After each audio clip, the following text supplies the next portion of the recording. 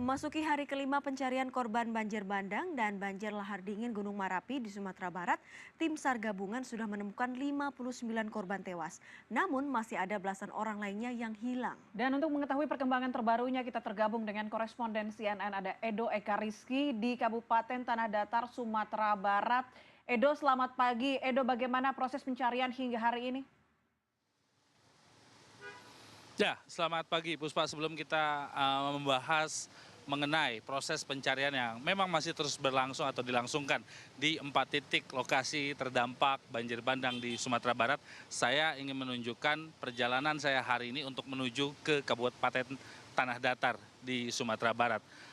Jalanan yang ada di sini ini merupakan salah satu jalan raya utama dari Kota Padang Panjang yang ada di sisi barat Provinsi Sumatera Barat untuk menuju ke Kecamatan Batu Sangkar yang ada di sana atau di sisi timur Provinsi Sumatera Barat. Ini merupakan jalan utama yang kondisinya pada saat Sabtu malam lalu air memenuhi cukup tinggi bagian badan jalan. Ini terbukti dari adanya rumah-rumah yang kondisinya tertimpa material batang pohon yang sangat besar dan kondisinya saat ini lumpur-lumpur yang memenuhi perumahan yang ada di sisi jalan raya Padang Panjang Batu Sangkar ini masih dipenuhi oleh lumpur. Tim gabungan dari TNI, Polisian, BNPB juga bersama dengan masyarakat ini masih terus melakukan proses pembersihan. Kondisi ini bisa saya gambarkan Dea dan Puspa, jauh berbeda dengan kondisi kemarin saat saya memantau kondisi kerusakan perumahan masyarakat di Nagari Bukit Batabuah atau tepatnya di Kabupaten Agam, Sumatera Barat, di mana kondisi sebagian besar jalanan ini sudah cukup bersih dan alat berat cukup intensif melakukan proses pembersihan juga dengan masyarakat yang melakukan proses pembersihan rumahnya masing-masing. Kondisi memang bisa dikatakan di Tanah Datar sendiri kerusakan yang terjadi akibat banjir bandang ini masih cukup parah dengan kondisi aliran air yang masih cukup deras di aliran air yang ada di sungai yang berasal dari wilayah hulu lereng Gunung Merapi.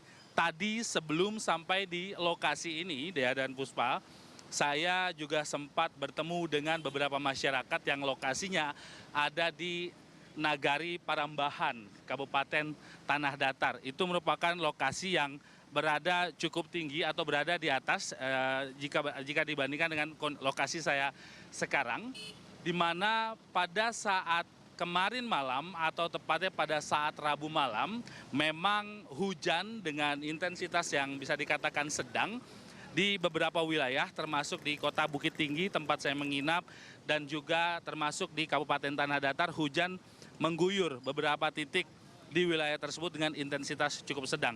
Beberapa perkampungan masyarakat akhirnya kembali terdampak dengan masyarakat menyampaikan mereka sempat melihat kembali aliran air yang cukup besar dan membawa material-material batu. Meskipun memang derasnya air ini tidak sebesar pada saat banjir bandang berlangsung, namun hal ini cukup membuat beberapa fasilitas darurat seperti jembatan darurat yang digunakan oleh masyarakat untuk menyeberangi sungai ini kembali runtuh. Padahal jembatan tersebut baru saja dibuat oleh masyarakat bersama juga dengan tim gabungan pada hari Selasa sore kemarin. Saat ini beberapa titik di Nagari Parambahan, Kabupaten Tanah Datar, kondisinya memang beberapa aksesnya bisa dikatakan putus. Jadi berbagai macam bantuan dan juga bantuan yang dari pihak-pihak yang ingin memberikan bantuan harus memutar dan melewati jalan raya ini yang kondisinya juga bisa dikatakan masih sangat rawan jika hujan terjadi di wilayah ini. Berkaitan dengan data pencarian kemarin saya juga sempat mengkonfirmasi dengan Kepala BNPB yang sempat kembali menemui masyarakat.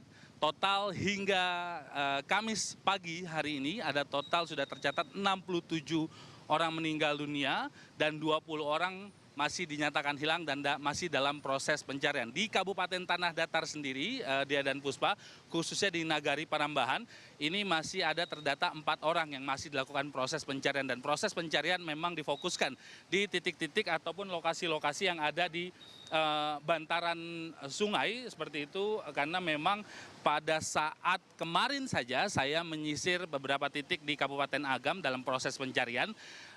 Lokasi warga ataupun keluarga yang melapor ada keluarganya yang hilang, begitu pada saat akhirnya jenazah keluarga yang hilang itu ditemukan, itu lokasi bisa berada 5 km dari titik lokasi korban hilang tersebut. Jadi memang kondisi pencarian dan juga kondisi medan yang sangat rumit sebenarnya ini menjadi tantangan tersendiri dan kesulitan bagi tim gabungan dalam proses pencarian korban yang hilang dari akibat banjir bandang yang terjadi pada Sabtu malam lalu. Sementara demikian, Dea dan Puspa, saya saat ini akan menuju kembali ke Nagari Parambahan untuk mengecek posisi ataupun lokasi dari posko pengungsian masyarakat, karena memang lokasinya berada jauh di atas dari jalur utama ini, untuk mengecek bagaimana kondisi mereka dan juga kebutuhan apa yang masih diperlukan oleh masyarakat khususnya di Kabupaten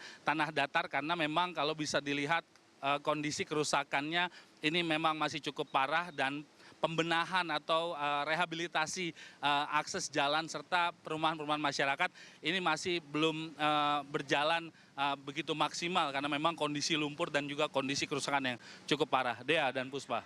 Baik, terima kasih laporan langsung Edo Ekariski menggambarkan situasi di sana, dan nanti kita akan coba lihat informasi terbaru di program CNN Indonesia berikutnya. Terima kasih Edo, selamat bertugas kembali.